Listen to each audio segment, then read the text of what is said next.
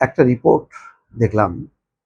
রিপোর্টের দুইটা দিক আমাদেরকে চিন্তা করতে হবে। 3টি শহরের 13টি পথে 14টি বাস নিয়ে নারীদের জন্য পিঙ্ক বাস সার্ভিস, নারীদেরকে আলাদা করে দেওয়া হলো। যাত্রী কিন্তু ওই নারী যাত্রী, পুরুষ যাত্রী, এইভাবে বিভাজনটা করা হলো। একদিক দিয়ে ভালো। কেন ভালো? তার রিপোর্টের কিছু উল্লেখ আছে যে গাজীপুর বিআরটিসি ট্রেনিং সেন্টারে তারা গাড়ি চালানো শেখেন, প্রত্যেকেই ছাত্রী। খুবই ভালো। নারীর অধিকারের ক্ষেত্রে, তাদের ক্ষমতায়নের ক্ষেত্রে, তাদের কর্মসংস্থানের ক্ষেত্রে একটা ভালো উদ্যোগ। মঙ্গলবার তেজগাঁয়ে তারা এসেছিলেন নারীদের জন্য বাস সার্ভিসের উদ্বোধন অনুষ্ঠানে অংশ নিতে। কারণ এই বাসগুলো পরিচালনা করবেন নারী চালক, নারী সহকারীরা। বাসের যাত্রী থাকবেন শুধু নারীরা। ছাত্রীদের জন্য নাজবুন ইসলাম গাজীপুরের BGIFT institute of science and technology থেকে বিবিএ করেছেন। প্রথম আলোকে তিনি বলেন, গণপরিবহনে নারীদের বিভিন্ন সময় নানা হয়রানির শিকার হতে হয়। নারীদের পরিচালিত নারী বাস সার্ভিস হওয়ায় এই ভয় থাকবে না, নিশ্চিন্তে বাসে উঠতে পারবো। তিনি জানান, তিনি বাসের নিয়মিত যাত্রী। দেখা যায় সকালের দিকে বাসে জায়গা থাকে না, আবার অনেক সময় বাসে মেয়েদের নিতে চায় না, ফলে সময় মতো ক্লাসে পৌঁছানো যায় না, কর্মস্থলে পৌঁছানো যায় না। তার মতে শুধু ঢাকার ভেতরে যেন না হয়, ঢাকার বাইরেও এই বাস দরকার, তাই বাসের সংখ্যা আরো বাড়ানো উচিত। আসলে এটা সমাধান না। সমাধানটা হলো যাত্রী, সে নারী হোক পুরুষ হোক, সবার অধিকার নিশ্চিত করতে হবে। এটা হলো ওই যে ঢাকা বিশ্ববিদ্যালয় ক্যাফেটেরিয়ায় শিবির যেমন কি করলো, পর্দা টাঙায় মেয়েদেরকে আলাদা করে দিল। এটা সমাধান না।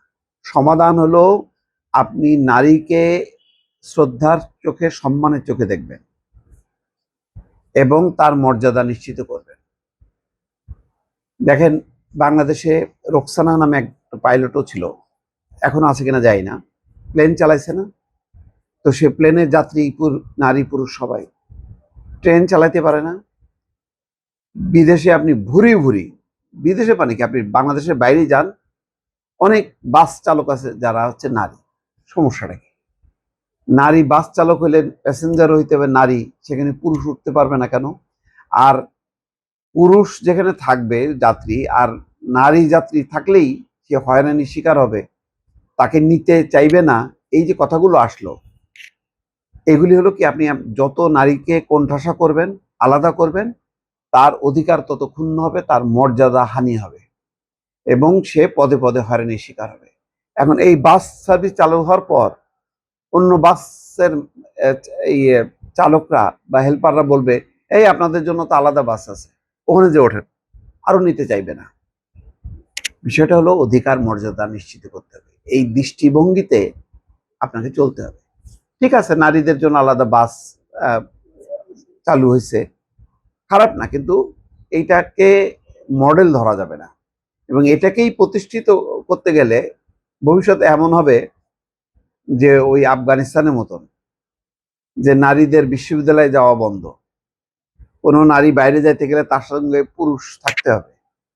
এইসব সার্ভিস এই আধুনিক বিশ্বে চলে না। এই জন্য আফগানিস্তান এখনো অন্ধকার যুগে আছে, বিচ্ছিন্ন হয়ে আছে বিশ্ব থেকে।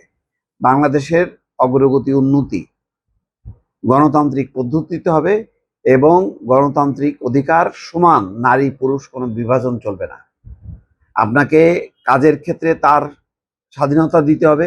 নারী পুরুষ একসাথে কাজ করলেও নারীর মর্যাদা নিশ্চিত করতে হবে এবং এটা অব্যাহত সংগ্রাম।